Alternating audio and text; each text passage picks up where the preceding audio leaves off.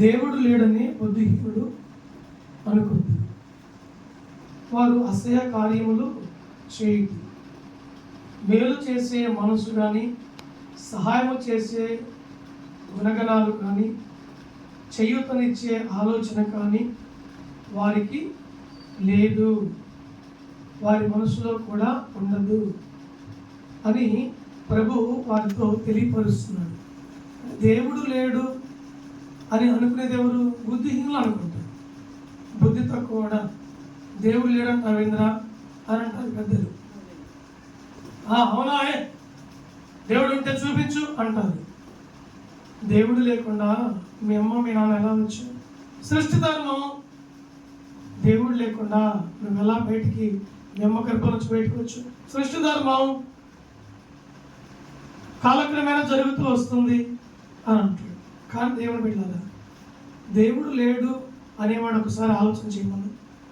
ఎండ దేవుడిచ్చింది, వర్షము దేవుడిచ్చింది, మంచు దేవుడిచ్చింది. అన్నిటికంటే ముఖ్యమైనది, విలువైంది గాలి. నువ్వు పీల్చేది, మరలా బయటికి వదిలేది. అది ఎంత విలువైంది? ఒక్క నిమిషం నువ్వు పీల్చే గాలి, వదిలే గాలి, ఒక్క నిమిషం ఊపిరి అలాగే బిగబట్టి ఉండు, ఊపిరి పోతుంది. కనుక అన్నిటికంటే విలువైంది ఊపిరి. ఇప్పుడు పీల్చే గాలి దేవుడు ఇచ్చింది. ఇన్ని విధాలుగా దేవుడు మనకు సమకూర్చి, దేవుడును నేను ఉన్నాను అని ఆయన రుజువుపించుకొని ఉంటే వీళ్ళంటారు దేవుడు లేడు, అసలు దేవుడే లేడు అని బుద్ధిహీనులు అనుకుంటారు. అయితే గమనించండి, బుద్ధిహీనులు ఉన్నారు, బుద్ధిమంతులు కూడా ఉన్నారు. బుద్ధిహీనులేమో దేవుడు లేడు అని అంటారు. అదే బుద్ధి కలిగిన వాడు, సుబుద్ధి కలిగిన వాడు, మంచి గుణాలు కలిగిన వాడు, మంచి ప్రవర్తన కలిగిన వాడు, సత్ప్రవర్తన కలిగిన వాడు ఏమంటారంటే దేవుడు ఉన్నాడు, నీకేదో మేలు చేయలేదని, నీకేదో సహాయం చేయలేదని, నీ ఇంటి పరిస్థితులు బాగుపడలేదని, నువ్వేదో అప్పుల పాలయ్యావని, ఇంకా నువ్వేదో అనారోగ్యంగా ఉన్నావని, అన్ని విధాలుగా మీ నాన్న నీకు సహకరించలేదని, మీ అమ్మ నిన్ను పట్టించుకోలేదని, నీ కడుపున పెట్టిన బిడ్డలు నిన్ను త్రోసివేశారని, ఇన్ని విధాలుగా నువ్వు ఆలోచన చేసి దేవుడు లేడని చెప్పి నువ్వెందుకు బుద్ధిహీనంగా మాట్లాడతావు? బుద్ధి తక్కువడా? దేవుడు ఉన్నాడు, దేవుడు ఉన్నాడు. ఎన్ని సమస్యలు వచ్చినా సరే నీకు దేవుడు ఉన్నాడు. ఆయన ఆకాశమందు ఉన్నాడు, ఆయన సర్వ సృష్టికర్త, ఆయన నజరేయుడైన యేసు అని వానికి బదులిస్తాడు మరొక వ్యక్తి.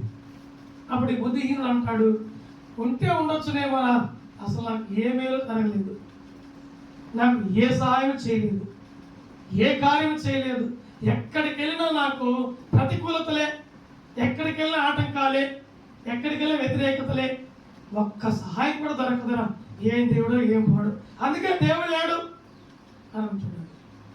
ఇక ఈ బుద్ధిమంతుడు కదా దేవుడు ఉన్నాడని, దేవుని సత్యము తెలుసుకున్నవాడు, వాక్యమును వెరిగినవాడు, దేవుని మందిరము తెలుసుకున్నవాడు, దైవజనుని తెలుసుకున్నవాడు, వాక్యపు లోతును గ్రహించినవాడు, నిత్యము వాక్యాన్ని చదువుకునేవాడు అంటాడు. లేదు లేదు, మరొకసారి ఆ మాట అనవద్దు, నీ నోట రావద్దు ఆ మాట. దేవుడు నిశ్చయముగా ఉన్నాడు. నీతో నాతో ఇప్పుడు మన ఇద్దరి మధ్యలో కూడా దేవుడు ఉన్నాడు.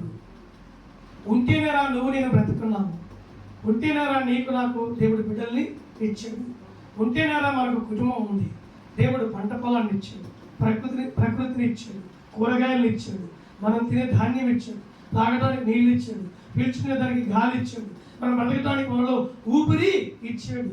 సమస్తం ఇచ్చిన వాడు సర్వాధికారి, సర్వకృపానిధి, నిరంతరము స్తుతికి పాత్రుడు ఆయన దేవుడు సజీవుడే ఉన్నాడు, అర్పించాడా ఎప్పుడు అనవాకు అని మరొకడు అంటాడు.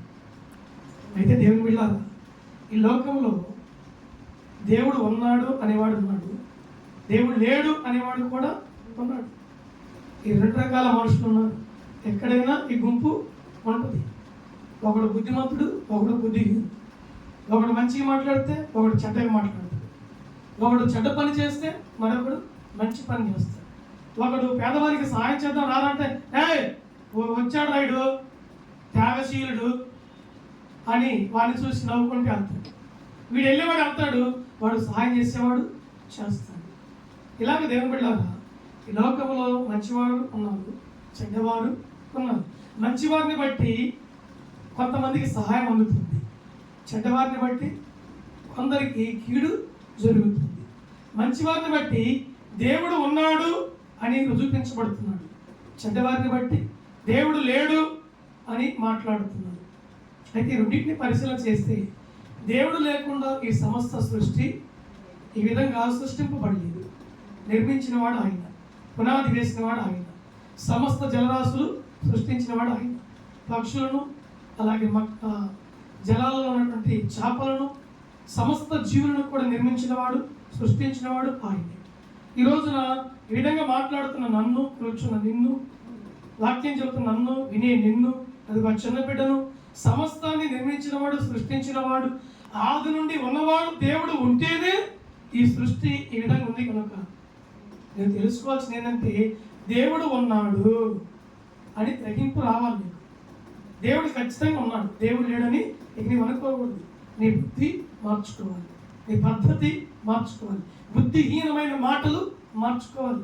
ఎప్పుడైతే మార్చుకొని దేవుడు ఉన్నాడు అని ఆయన ఎద్దకు వచ్చి నువ్వు నమస్కరిస్తావో దేవుడు నిశ్చయమైన కరుణిస్తాడు. అవునా? నిశ్చయం కరుణిస్తాడు. కనుక దేవుని బిడ్డలారా, ఎప్పుడు బుద్ధిహీనమైన మాటలు మనం మాట్లాడకూడదు. అయితే